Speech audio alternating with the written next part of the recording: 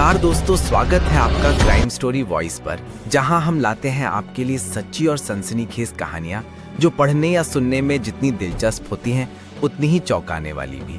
आज हम बात करेंगे मुरादाबाद का पेंटर, एक खतरनाक प्रेम कहानी। उत्तर प्रदेश के मुरादाबाद जिले का एक साधारण सा गांव, जहां आमतौर पर दिन रात की जिंदगी सुकून से बीतती थी, लेकिन किसी ने सोचा भी नहीं था कि यहाँ एक ऐसी घटना घटेगी जो पूरे इलाके को हिला कर रख देगी। ये कहानी है एक लड़की स्वाति, उसके प्रेमी मनोज और एक निर्दोष पेंटर योगेश की, जिसकी जिंदगी महज एक खतरनाक साजिश की भेंट चढ़ गई। मासूम मोहब्बत। स्वाति एक सैलून चलाती थी।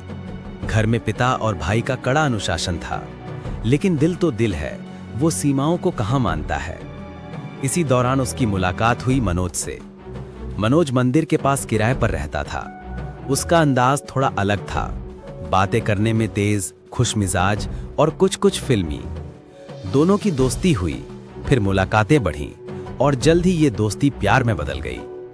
लेकिन समाज और परिवार का डर उनके बीच एक बड़ा पहाड़ बनकर खड़ा था। स्वाति जानती थी कि अगर घर वालों को पता चला तो वे कभी भी इस रिश्ते को मंजूर नहीं करेंगे। धीरे धीरे प्रेम ने बगावत का रूप ले लिया। स्वाति और मनोज ने मिलकर ठान लिया कि अब चाहे जो भी हो, उन्हें अपने रास्ते की रुकावटें हटानी ही होंगी। टीवी पर आने वाले क्राइम पेट्रोल जैसे धारावाहिकों से प्रेरणा लेकर दोनों ने एक खतरनाक योजना बनाई। योजना ये थी कि स्वाति पहले अपने घर वालों को नींद की गोलियां खिलाएगी। जब सब बेहोश हो जाएंगे तो वो मनोज से मिल सकेगी। अगर घर वाले ज्यादा सख्ती करेंगे तो उन्हें किसी झूठे मुकदमे में फंसाकर जेल भिजवा देगी।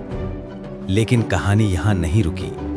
उनके मन में एक और शैतानी ख्याल आया, किसी को मारकर आरोप दूसरों पर लगा दो। और इसी सोच ने एक निर्दोष इंसान को मौत के मुंह में ढकेल दिया। गांव का एक साधारण युवक था योगेश। पेंटिंग का काम करता था, अपनी मेहनत से घर चलाता था।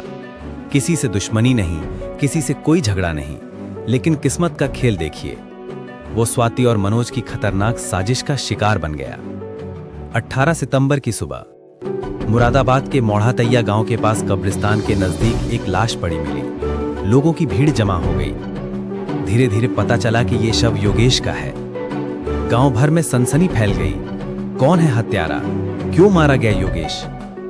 परिवार रो रो कर बेहाल था और गुस्से में आकर योगेश के भाई उमेश ने गांव के ही एक शख्स शोभाराम और उसके बेटों गौरव और कपिल पर हत्या का आरोप लगा दिया। पुलिस ने भी एफआईआर दर्ज कर ली, लेकिन असलियत कुछ और थी। मुरादाबाद पुलिस को यह केस सामान्य नहीं लगा। एसएसपी सतपाल अंतिल ने जांच की कमान तेज अधिकारियों को सौंपी। पुलिस ने मोबाइल कॉल रिकॉर्ड खंगाले, सीसीटीवी फुटेज देखी, लोगों से पूछताछ की। धीरे धीरे परतें खुलने लगी। पुलिस को पता चला कि स्वाति और मनोज के बीच लगातार कॉल और मैसेज हो रहे थे। जांच और गहरी हुई और फिर सामने आया कि यही दोनों इस हत्या के पीछे थे। पुलिस ने मनोज और उसके ममेरे भाई मंजीत को एक मुठभेड़ में पकड़ा। इस दौरान मनोज के पैर में गोली लगी और वो जख्मी होकर गिर पड़ा। थाने में पूछताछ शुरू हुई। मनोज और मंजीत ने सब सच कबूल कर लिया। उन्होंने बताया कि यह हत्या उनकी और स्वाति की बनाई साजिश थी। योगेश को फंसाकर मामला दूसरों पर मोड़ना चाहते थे। पूरा प्लान स्वाति ने तैयार किया था। जब स्वाति को पकड़ा गया तो उसने भी मान लिया कि वो टीवी सीरियल देखकर प्रेरित हुई थी और अपने परिवार को जेल भिजवाने के लिए ये सब किया। सारा सच सामने आने के बाद पुलिस ने तीनों आरोपियों स्वाति, मनोज और मंजीत को अदालत में पेश किया। फिर उन्हें न्यायिक हिरासत में भेज दिया गया। एसएसपी ने इस केस को सुलझाने वाली टीम को 25,000 रुपए का इनाम भी दिया, क्योंकि उनकी मेहनत से निर्दोष लोग जेल जाने से बच गए।